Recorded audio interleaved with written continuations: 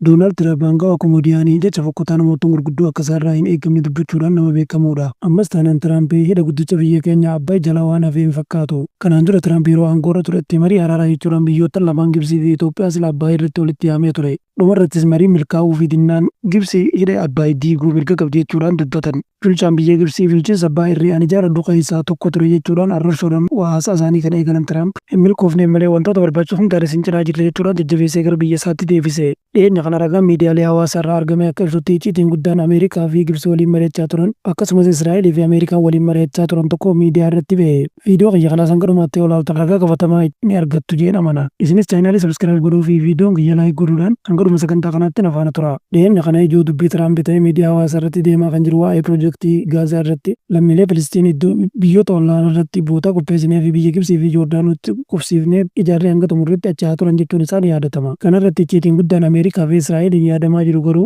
daldala idil addunyaa galaana irraa babal'isuu maqaa jiru qabatanii biyyoota lamaan walii galuudhaan haaluma viidiyoo irratti argitan kanaan gammoojjii seenaa keessa iddoowwan namni hin jirre meeshaa gurguddaadhaan dhoofnee baqaqsinee baharaa fi bahara walitti fallaasuudhaan dooniin gurguddoon idil addunyaa achirraan deemtee galiin akka isaaniif argamuuf marii icciitii waggootan lakkoofsisee Ameerikaa fi Israa'eel waliin qabaachuutu himama. Icciitiin siyaasaa kun itti yaadamee lammiilee Gaazaa waan buqqisanis fakkaata. Lafa jirtuu daandii dheeraa gargar fagaatu kana meeshaa gurguddaadhaan rukutanii baharaaf bahara wal qunnamsiisuun bu'aa bahii guddaa kan qabu ta'us biyyoottan lamaan bajata baay'ee itti dhangalaasuudhaan erga milkeessaniin booda galii guddaa irraa argatu. Piroojeektii guddaa akkasii kanaan dura biyyi Gibsii hojjettee milkeessuudhaan hanga ammaatti galii guddaa doolaaraan kan itti argattu yoo taatu biyyi Gibsii akka carraatti bahara cinaatti argamu isiitiin qofa fayyadamtee iddoo baharri walitti dhiyaatuun lafa muraasa baqaqsuudhaan biyyoottan addunyaatiif kireessitee kan galii irraa argattu yoo taatu gama biraatiin doonii biyyoottan Afrikaatti naanna'uudhaan daandii dheeraa deemtee meeshaa fe'umsaa iddoodhaa iddoo geessitu. Piroojeektiin kun harka hedduudhaan hir'isuu danda'eetii jira. Piroojeektiin bo'oo galaanaa Gibsiin hojjetame kun Suez Kanaal kan jedhamu yoo ta'u inni Israa'eliin hojjetamuuf jiru garuu Ingooriyool Kaanaal jedhamee beekama.